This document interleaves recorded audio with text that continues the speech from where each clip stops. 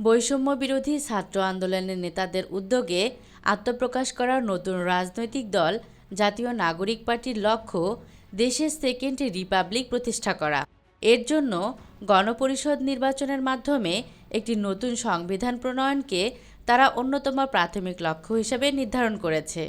নতুন রাজনৈতিক দল জাতীয় নাগরিক পার্টির ঘোষণা দিয়ে দলটির আহ্বায়ক নাহিদ ইসলাম গতকাল শুক্রবার রাজধানীর মানিক মিয়া এভিনিউয়ে এনসিপির আত্মপ্রকাশ অনুষ্ঠানে বলেছেন, বাংলাদেশে ভারতপন্থী পাকিস্তানপন্থী রাজনীতির ঠাঁই হবে না।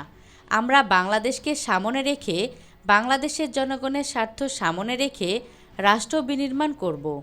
তিনি আরও বলেন, আমরা সামনের কথা বলতে চাই, পেছনের ইতিহাস অতিক্রম করে সম্ভাবনার বাংলাদেশের কথা বলতে চাই। অনুষ্ঠানে দলটির দক্ষিণাঞ্চলের মুখ্য সংগঠক হাসনাত আবদুল্লাহ বলেন, 5 আগস্টের মধ্য দিয়ে আমরা দুঃশাসনের কবর রচনা করেছি। গণভবনে কে যাবে তা নির্ধারণ হবে বাংলাদেশ থেকে, ভারত থেকে নয়। সংসদে কে যাবে তা নির্ধারণ করবে দেশের খেটে খাওয়া জনতা।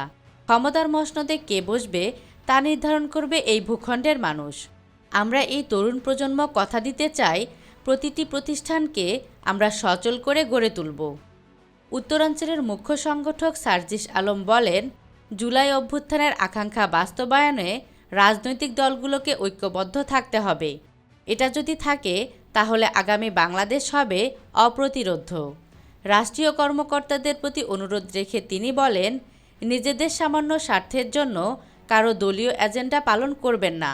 ছোট এ জীবনে যেন পদের খেয়ানত না করি। জাতীয় নাগরিক পার্টির আত্মপ্রকাশ অনুষ্ঠানে বিএনপি জামায়াত সহ বিভিন্ন রাজনৈতিক দলের নেতাকর্মীরাও উপস্থিত ছিলেন।